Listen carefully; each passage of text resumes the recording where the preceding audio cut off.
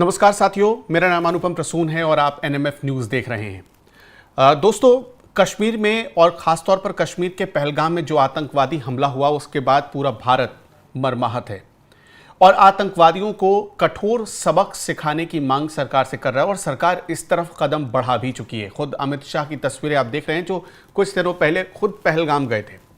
भारत संतों और ऋषियों का भी देश रहा है।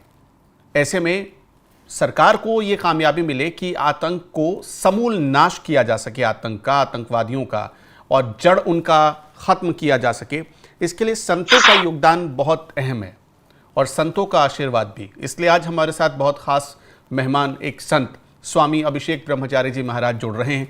बहुत बहुत स्वागत है स्वामी जी आपका। नमस्ते। ये जो कश्मीर में आतंकवादियों ने किया है, मैं तो आपसे एक संत होने के नाते यही समझना चाहता हूं, एक हिंदू होने के नाते यही समझना चाहता हूं कि धर्म पूछकर वहां पर हिंदुओं को टारगेट किया गया। कश्मीर में सरकार बहुत कोशिश करती है लेकिन फिर भी ये आतंकी गाहे बगाहे कभी ना कभी हार्म कर ही देते हैं कश्मीर का। इसे आप कैसे देखते हैं? इसका क्या समाधान एक संत के नजरिए से होना चाहिए?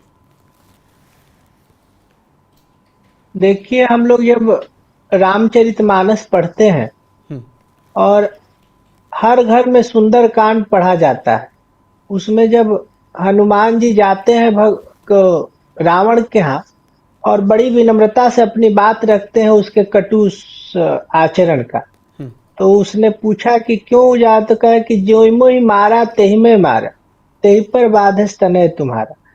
तो अपनी शांति प्रियता का प्रदर्शन हम लोगों को निश्चित रूप से करना चाहिए और जरूर कहना चाहिए कि हम युद्ध नहीं चाहते हैं। युद्ध करना भी बहुत अच्छा नहीं है, परंतु सामने वाला ये उतारू हो जाए कि हम किसी भी परिस्थिति में युद्ध ही करेंगे और युद्ध ही से समाधान लेंगे, तो उस परिस्थिति में अपनी धैर्यता को थोड़ा किनारे रखते हुए उसके प्रत्युत्तर जवाब देने का प्रयास करना चाहिए जिस रूप में वो चाहता है। तो आज की स्थिति में हम लोग, जब भारत स्वतंत्र हुआ, भारत का विभाजन हुआ, तब से लेके आज तक अपनी धैर्यता का परिचय दे रहे हैं। जब इंदिरा गांधी प्रधानमंत्री थी तब भी उसने युद्ध किया, कारगिल में भी युद्ध करने का प्रयास किया जो प्रत्यक्ष रूप से सफल नहीं हो पाया और हार के घर में बैठ गया। परंतु उसके बाद से जो परिस्थितियां, जो गुरुल्ला युद्ध, छिप के युद्ध, भारत के शांति प्रियता को, उसकी कमजोरी और उसका ढाल जो समझ रहा है, उसका उत्तर उसी के शब्दों में अगर नहीं दिया जाएगा तो बाद में यह हम लोगों के लिए घातक और कैंसर सिद्ध होगा। तो हमारा मानना है कि हम लोगों को सब कुछ विचार करते हुए, देश की स्थिति और परिस्थितियों का आकलन करते हुए उसी की भाषा में उसका जवाब देना चाहिए और बताना चाहिए कि हम तुम पर ग्रेस कर रहे हैं, तुम पर कृपा कर रहे थे, अब देखो हमारा स्वरूप और प्रारूप क्या होता है। और पाकिस्तान अधिकृत कश्मीर जो हमारा है उसको तो हमको लेना ही चाहिए। हम लोग को कराची में चल के अपना झंडा फहराना चाहिए और बताना चाहिए कि जब हिंदू जागता है तो उसका परिणाम क्या होता है, सनातनी जागता है तो उसका परिणाम क्या होता है। अच्छा स्वामी जी, मैं ये समझना चाहता हूँ आपसे कि देखिए, भारत के प्रधानमंत्री खुद ये कहते रहे हैं कि भारत युद्ध नहीं बुद्ध का देश है। इसका मतलब यह है कि उनका एक क्लियर मैसेज है कि भारत युद्ध नहीं चाहता है, भारत युद्ध को बढ़ावा भी नहीं देता है। लेकिन इसका शायद पाकिस्तान एक गलत मतलब निकाल लेता है। वो ये समझता है कि भारत उसके इन आतंकियों से या इस तरह से वो आतंकी घटनाएं करता रहेगा और भारत कोई जवाब नहीं देगा। देखिए, हमारा देश भारत और बुद्ध के साथ साथ भगवान राम का भी देश है। बुद्ध से ज्यादा हम लोग भगवान राम पर केंद्रित होते हैं और भगवान राम को अपना आदर्श और अभिभावक मानते हैं। परंतु जब वो अगस्त उनको अंगद को भेजते हैं तो कहते हैं कि काम हमार तास हित होई, रिपुसन करई बतकही सोई। वो कहते हैं कि हमारा काम भी हो जाए और उसका नाम भी खराब न हो, ऐसा हम लोग को प्रयत्न करना चाहिए, उसका भी हित हो जाए। परंतु जब सामने वाला ये उतारू हो, कृत संकल्प हो जाए कि नहीं हमको आपसे लड़ना ही है, लड़ना ही है, लड़ना ही है, तो उसका तो बस एक ही संदेश होता है कि हमको अपने आप को बचाना ही है, बचाना ही है, बचाना ही है। लगातार जो कश्मीर से लेके पुलवामा पर हुआ अभी, वो कौन गांव में अभी हुआ था, क्या नाम है इसका, पहलगाम। अभी जो पहलगाम में जो घटना हुआ, चाहे अमरनाथ के यात्रियों पर जो भी घटना हो जाती है, तो हम लोग ये देखते हैं कि हमेशा वो छुप छुप के अपने को बता रहा है कि हम आतंकवादी हैं, हम जिंदा हैं, हम आपको बर्बाद करेंगे, हम आपसे लड़ेंगे। तो इस परिस्थिति में भारत को एक बार पूर्णतया जोरदार रूप से अपना प्रतिकार दर्ज करा देना चाहिए और बताना चाहिए कि तुम, जो नहीं होता है कि सोनरा के ठुई ठुई लोहरा के ठार से, तो ऐसे करना चाहिए हम लोग को लगता है। अभी इस वक्त जो मोदी सरकार, खुद नरेंद्र मोदी, खुद अमित शाह जी जिस हिसाब से पाकिस्तान को जवाब दे रहे हैं और भारत की सेना जो जवाब दे रही है, यही सही तरीका है पाकिस्तान को जवाब देने का? क्या भारत सही रास्ते पर बढ़ रहा है? एक संत के नजरिए से आप क्या सोचते हैं? देखिए, जिस रूप में बढ़ना चाहिए, चाहे सरकार तो हम है नहीं, हम तो दूर से देखते हैं और लंबी चौड़ी व्याख्या अपने शब्दों में कर दें तो उसका कोई प्रतिफल निकल के आता नहीं है।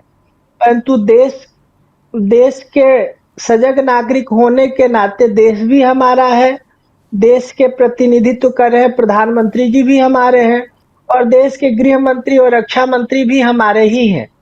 तो जो भी कदम उठाया जाएगा देश के सार्थकता के लिए उठाना चाहिए, उठाया जा रहा है और प्रयत्न भी हो रहा है कि हम शत्रुओं का मुंह तोड़ जवाब दें। परंतु शत्रु किस ओर से धराशायी हो सकते हैं तो एक पॉलिसी तय करती है। हम कहें कि अभी पाकिस्तान को परमाणु बम से उड़ा दिया जाए तो ये तो हमारे कहने से उड़ाया नहीं जाएगा।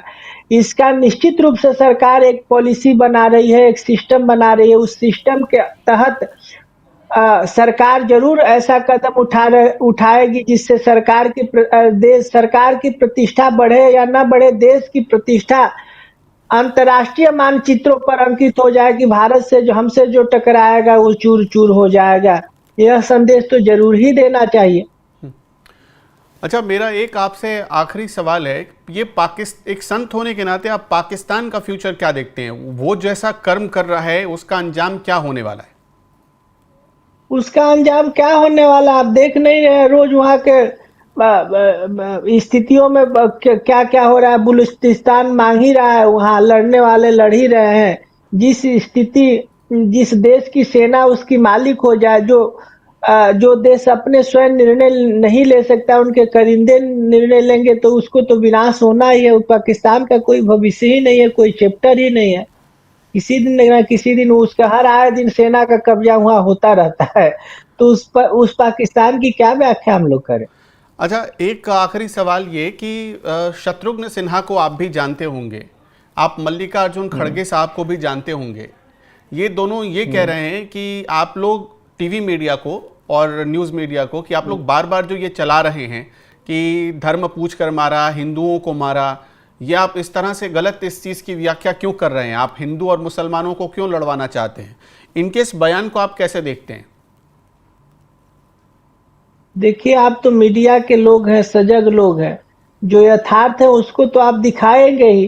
परंतु उन लोग के मन में हो सकता है कि मुस्लिम तुष्टीकरण की कहीं ना कहीं बात होगी। वो लोग नहीं चाहते होंगे कि मुसलमान के प्रति लोगों का आक्रोश बढ़े और मुसलमान उनके वोट बैंक है, हमसे छिटके। इस विषय पर सब सवाल पूछ रहा है। जाति पूछा गया तो आप और चाहे हम उसको तो बताएंगे ही।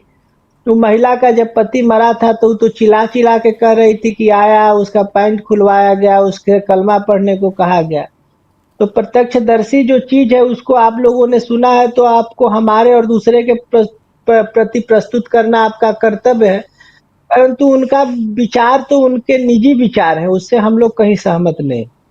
बहुत बहुत शुक्रिया स्वामी जी हमारे साथ जुड़ने के लिए, एनएमएफ न्यूज़ को वक्त देने के लिए। तो संत के नज़रिए से पाकिस्तान का बिल्कुल सही इलाज इस वक्त हो रहा है और जिस तरह से नरेंद्र मोदी सरकार और सेना कर रही है वो बिल्कुल सही रास्ते पर है। आपका इस बारे में क्या सोचना है? सरकार को और क्या करना चाहिए ताकि पाकिस्तान अपनी हद में रहे और दोबारा ऐसी आतंकी घटनाओं को साजिश करने से बचे या दूर भागे या सपने में भी ना सोचे? हमें कमेंट सेक्शन में ज़रूर बताइएगा। नमस्कार।